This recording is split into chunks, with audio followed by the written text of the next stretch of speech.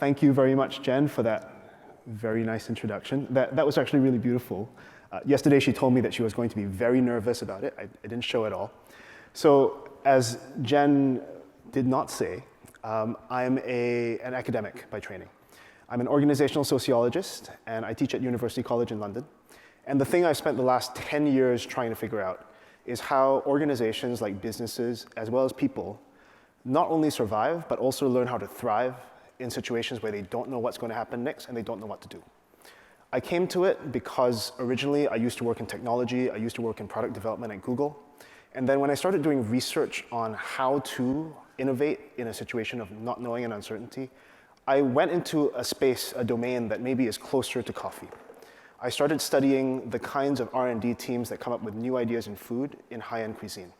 So I was working with people like the R&D team at a restaurant which I cannot name, but which you know in Scandinavia, or with the R&D team at the Fat Duck, Heston Blumenthal's restaurant outside of London, and also maybe closer to right here, the R&D team at the Food Lab, which is Nathan Myhrvold's R&D team that is also the publisher of Modernist Cuisine and Modernist Pizza.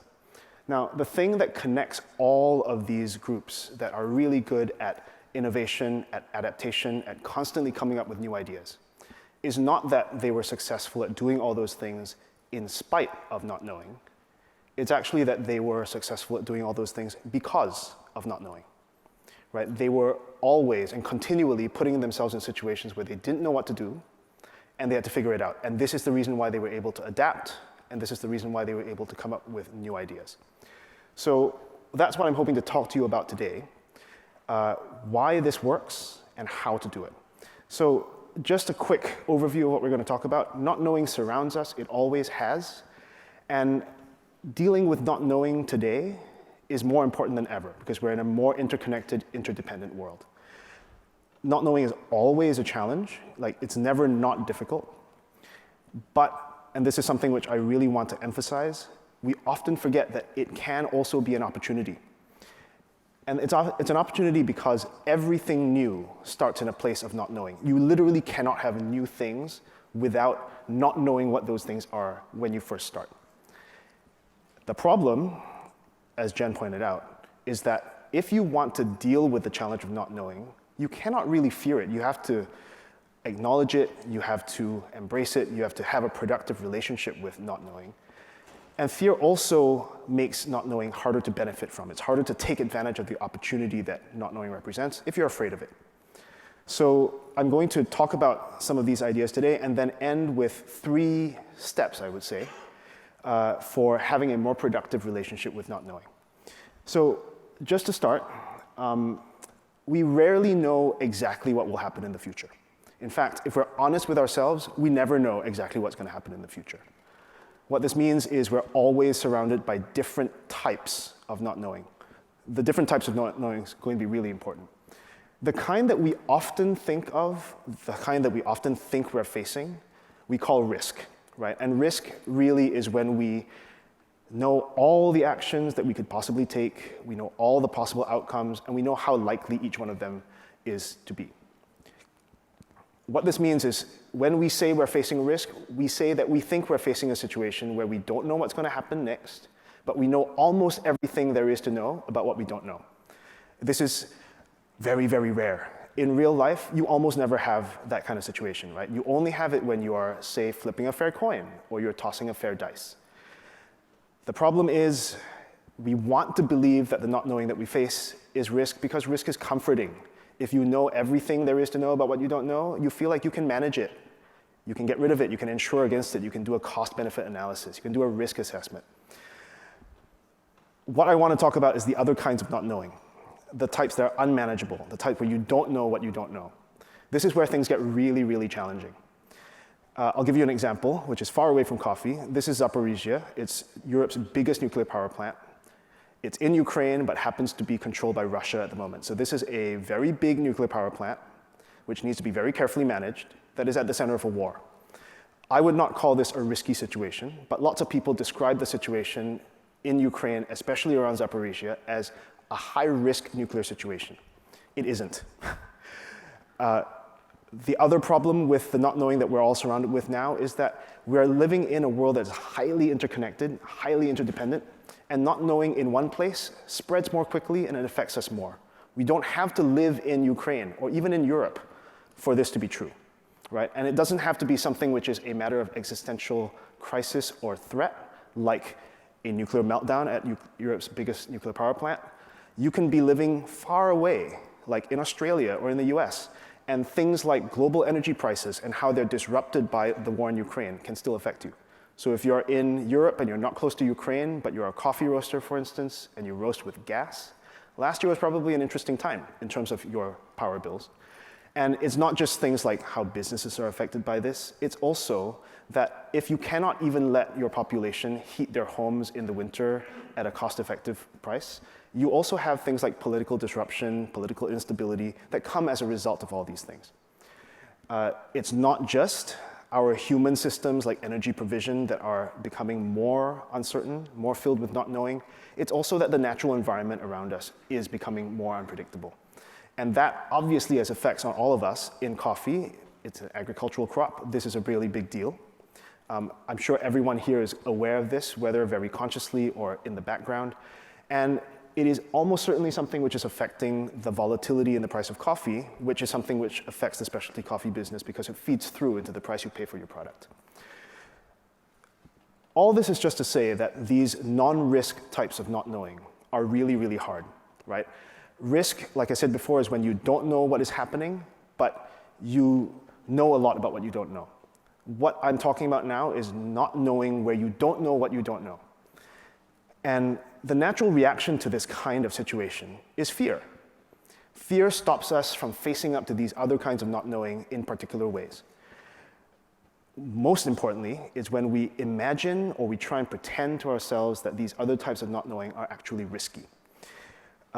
Everyone here should be familiar with what this is. It's a rendering of the coronavirus that has been sort of dominating the way we think about the world and how we live in it for the last 3 years now. This you see on screen is the World Health Organization's website in February 2020. At that time, we didn't really know very much about what COVID was. We didn't know how to deal with it very well, but we did know that an entire very large Chinese city had already shut itself down completely because of a COVID outbreak.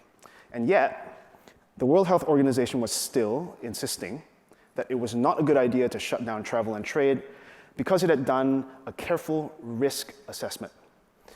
And the risk assessment basically says it's so expensive to shut down travel and trade, it's not worth it for the benefit of potentially avoiding or reducing the speed of a pandemic outbreak from COVID.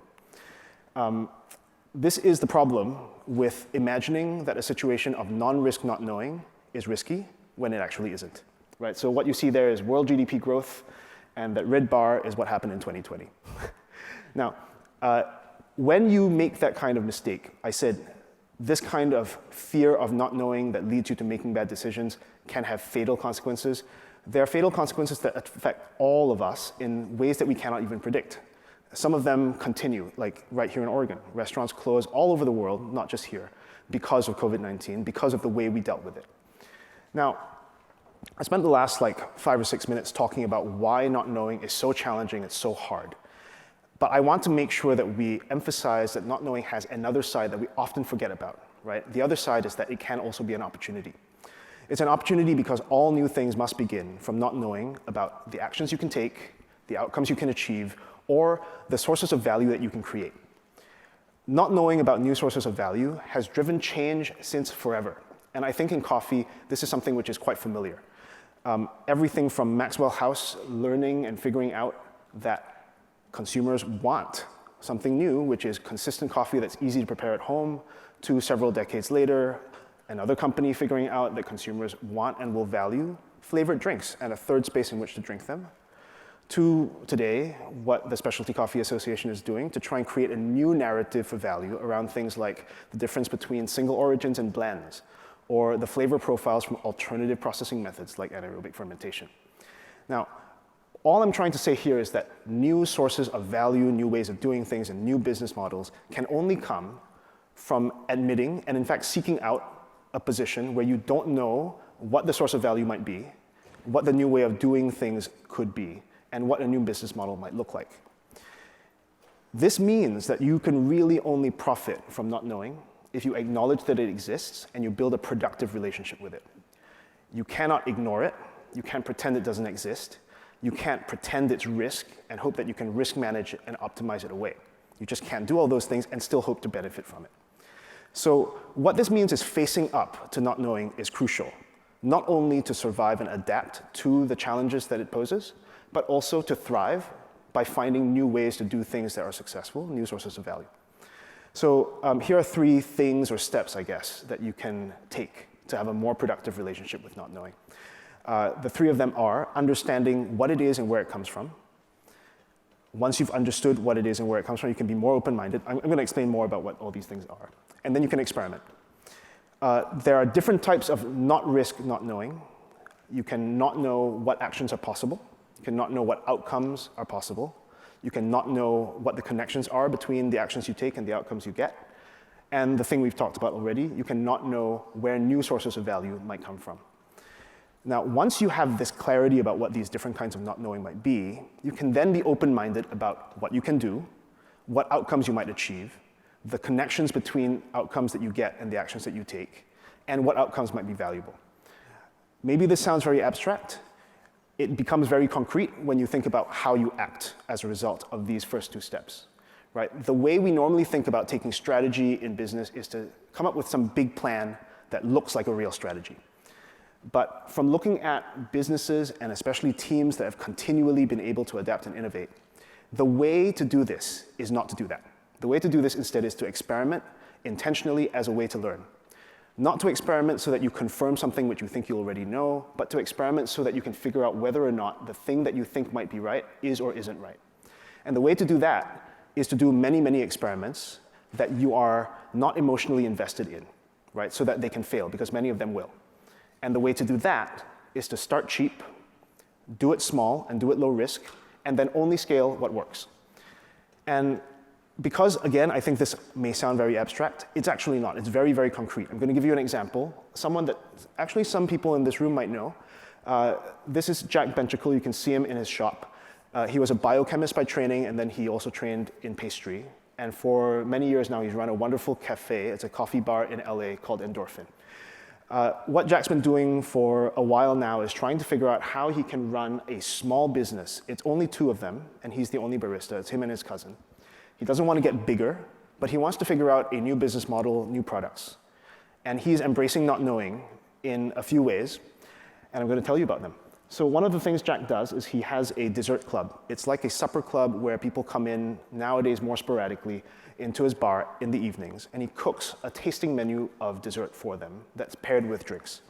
This is an opportunity for Jack to experiment with flavors that you wouldn't normally be able to experiment with if you're in a coffee bar context.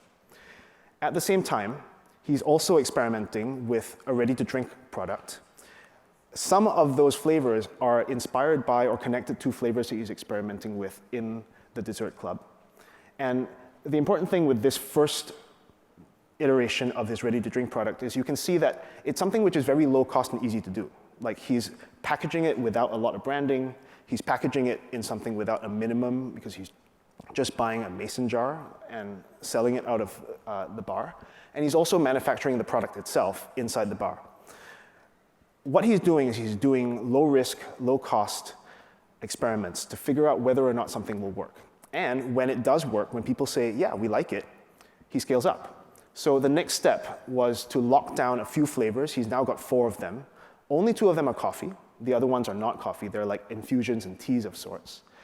And you can see that as he scales up and he locks down the formulation, he's also investing more in branding. He's scaling up and making more scalable the packaging. So this was the next iteration, and then the iteration after that was a canned version of this product where the sleeve was put on the can so that you didn't have to order so many cans. And then fairly recently, I think possibly this year, he's gone to a full-scale sort of like build-up where he has to pre-print the cans. What Jack is doing is he's experimenting as a way to learn, right? He understands that there are different things he can do that he doesn't know about yet. There are actions that are possible. They can result in some outcomes that are maybe not things he knows about yet, like selling flavored things as a very, very premium artisanal coffee bar. But the way he's experimenting to figure this out is by being intentional about trying things that he isn't sure will work, doing many, many experiments that start cheap, small and low risk, and then only scaling what works. So I know I'm nearly out of time, so I just want to quickly wrap up. The TLDR of what I've just said is, not knowing is literally everywhere. It always has been, and we just can't avoid it. And it is almost certainly going to be a threat. It's a real challenge. But the thing not to forget, because we always forget it, is that it's also an opportunity. And it's only an opportunity if we know how to deal well with it, right? Dealing well with not knowing is crucial, both for surviving and adapting to the challenge, and also for successfully taking advantage of the opportunity. But to deal well with it, you need to acknowledge it. You can't pretend it doesn't exist. You can't pretend it's risk. You can't ignore it. You can't just avoid it. You have to face it. You have to face up to it. And the problem with that is the thing that prevents us from facing up to not knowing is just fear. It makes us avoid it or pretend it doesn't exist or pretend that it's risk. So don't do the fear thing. And 3 things that you can do to not do the fear thing, to get over the fear and relate better to not knowing, is to understand it better, to be open-minded about it, and then to experiment in the ways that we've just talked about. A lot of these ideas that I've just zipped right through, they're in the book that I talked about. It's an ethnography, I guess, of a bunch of quite well-known teams that do innovation research in food. And I've also built a tool that helps you learn how to become more comfortable with the intense discomfort of seeking out things that you don't know how to do so that you can learn from them. I've got a few of these around. If anyone's interested, I can give you one of them. And you can find out more about all of these things and these projects I'm working on at my website. That QR code will get you there. Or you can find me on social media, including Farcaster, if anyone's on that. But I think that's it from me. And maybe Jen is going to come back. I'm not sure what's going to happen now, actually. Yeah. Thank you very much. You want to hang out with me? Have a seat? For sure. So we are going to be throwing up a slide in just a second here that gives you a QR code where you can submit some questions. So while that happens, we're going to start chatting. Absolutely. So what about sort of this difference between risk and uncertainty? Why do they really struggle to differentiate between it? I think the main challenge with risk versus uncertainty is that, again, risk is really comforting, right? Like, it's so manageable because when you say it's risky, what you're implying and what you're maybe thinking as well is that you know a lot about it. And when you know a lot about it, you feel like it's controllable. That's actually, for me, it's the biggest problem. It's that it's so seductive to think that what you don't know is something that can be controlled, that you don't think that there's other ways of thinking about what you don't know that are more threatening, I suppose, but also give you more possibility. And you've been sort of living this work out in real time as you're writing your new book. As somebody who sort of talks about being able to harness uncertainty productively, how has that been for you? Difficult. Yeah. I think one of the things, so as Jen is saying, one of the things I'm working on now is like really trying to think about what it means to have these different kinds of not knowing, right? Not knowing about the actions we can take, not knowing about the outcomes that are possible, about the relationship between the actions that we take and the outcomes that we get, and especially not knowing what new things might be valuable in the future. I think it's been very hard to think about it because all of our vocabulary around not knowing is, in a way, is contaminated, right? Like when we talk about not knowing, nobody really talks, not knowing is such a clunky phrase. Yeah. But I can't help but use it because when you talk about risk, people already have an idea of what risk is. Yeah. When you talk about uncertainty, people don't actually know what it is and they often think it's risk. So the weirdness of not knowing is just to like really, force, at least for me, to force me to think, I am not thinking about risk. I'm not thinking about uncertainty in the conventional way. I'm thinking about it differently. I'm trying to understand what it is. I don't know what it is yet. Yeah. Recently, so as you're, I don't know if, you're writing a book and you're doing it sort of very slowly as things go along. When it comes to, I know recently you held one of the seminars on fear. Yeah. Sort of how do people respond to that idea that they are inherently afraid of uncertainty? Is it, I don't know, is it a shock to them or are they just kind of, they understand it? It's a great question. So what Jen's talking about is this series of discussions that I'm having. It happens once a month. And the last one was about why we are so afraid of being in a situation where we don't know what's going on. And the main reason for that is it's actually evolutionary, right? If you think back, way back to when it was like spears and we were running away from tigers and stuff, you really don't want to be in a situation where you don't know what you're doing. Like eating a vegetable that you've never eaten before, that is existential threat. Crossing in the night in a forest to get home when you know, after the sun has gone down because you just kind of like dawdled too much, that's real existential threat. You don't really want to be in that situation. And so we evolve these endocrine systems, these physical systems that tell us, oh no, this is not good, and also prepare us for fight or flight if we're in that situation. I don't think we can help it. Like, this is a natural thing. Like, you can't really stop your body from releasing adrenaline when you're in a situation of not knowing. You just have to learn how to understand that this is a reaction that you have, and then learn how to associate that feeling with something else. So for everyone in that discussion, it turned out to be a surprisingly large discussion, a bit unwieldy on Zoom. But it feels as though what you do is you have to practice being in a situation that makes you not know and also be afraid, and then reassociate. And I think this is one of the reasons why that deck of cards works. I've been using it with clients as well. It works because it gives you a situation where you do something which you don't know how to do, but it associates it with learning, and it makes it fairly low threat so that you can associate that physical reaction of adrenaline with something which is beneficial for you for learning. It's a rewiring of the brain. It's a rewiring of the brain, absolutely right. Yeah, for sure. Thank you for submitting questions. I'm seeing them come in now. So in a risk-averse world, how do you influence others to embrace uncertainty? By doing stuff like this.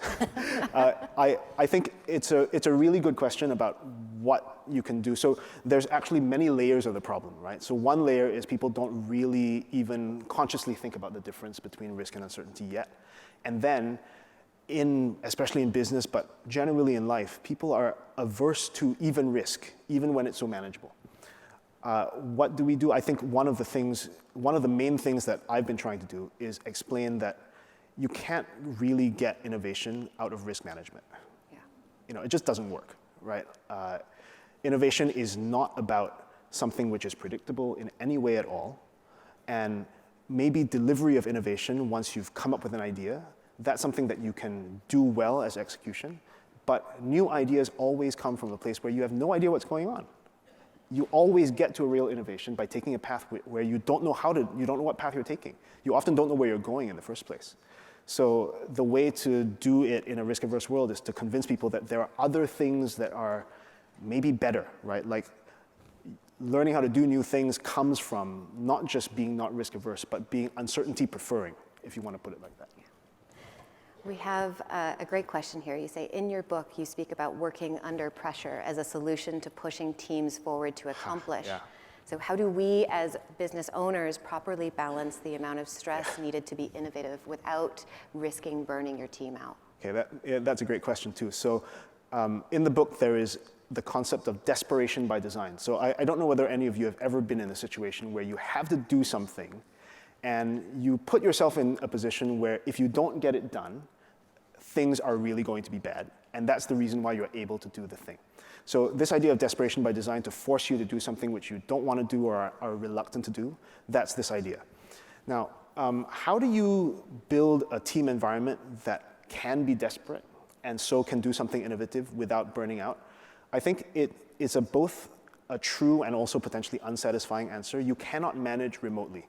Right, so the big reason why these teams that I was looking at were able to do this thing where the leaders give them work or create work with them that is a bit beyond their capacity so that they create this desperation, but just manageably enough that they can get to where they need to be, is because the leaders work with them, right? So these are teams that work together all the time. They're not very big, and they are able to sort of detect the emotional valence of how desperate people are. You want to get people to be desperate enough to change how they do things, and not so desperate that they freak out, basically. And how does that change? Let's say that works in the context of a small team or of a smaller startup, but how does that work at a larger sort of scale? Does it work? So I've worked in some very large companies as well, and institutions like the Army. I think the reality is, even though companies can be very large, ultimately the functional teams, especially the ones that do innovation, are really, really small. the effective size of the team that does any particular piece of work always ends up being a lot smaller than you think just by looking at the org chart.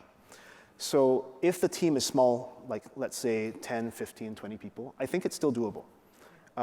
The mistake, I think, would be to try and run huge divisions using desperation by design that affects all of them in the same way, right? So that, I think, would not work very well. Do you think it's possible to embrace uncertainty too much, or is it always the path to growth? It is certainly possible to embrace uncertainty too much. I think the main problem with uncertainty is you shouldn't try and create it when it's not necessary. For instance, there is no point in pretending that you don't know, for instance, like how much you need to pay someone in order to be fair in the market, right? Lots of hiring managers will say things like, you know, we don't really know how much we should be paying you. We haven't done the benchmarking. This is bullshit, in my view. Now, the alternative, like there is no such thing as too much uncertainty when you're trying to make something brand new. Like if you're making something brand new, there's just no option other than to say, we don't know exactly what it is we have to do. We have to figure it out together. For that, I think you can't go too much. What you can do too much of is you can do too much of not saying what things you do know about what you're trying to build. So for instance, to go back to Jack's example, when I talk to him, I know that he does not want to make a business model that requires a company that has more people than he currently has in it, which is him and his cousin, right? So those are things you do know that you don't want to break out of the box of, and all the uncertainties inside that box. Yeah. I think being clear about what things you do want to keep constant so that you can be very clear and open-minded about the other stuff is the key to doing this stuff effectively. And this actually is the point of the seminar tomorrow. Yeah. Yeah. Wow. Vaughn, thank you so much for being here in person this year. It's so great to have you here. Thank you. Thanks for having me. And as Vaughn said, he is hosting a seminar tomorrow morning. So on product development, it is first thing in the business tools and tactics. There is a little bit of pre-work. So if just 30 to 60 minutes of thinking, if you haven't sort of done that already, I would recommend you do it if you're intending to go because you'll get more out of it. But thank you so much, Vaughn. Thank you. And thanks for having me. Thanks, everyone.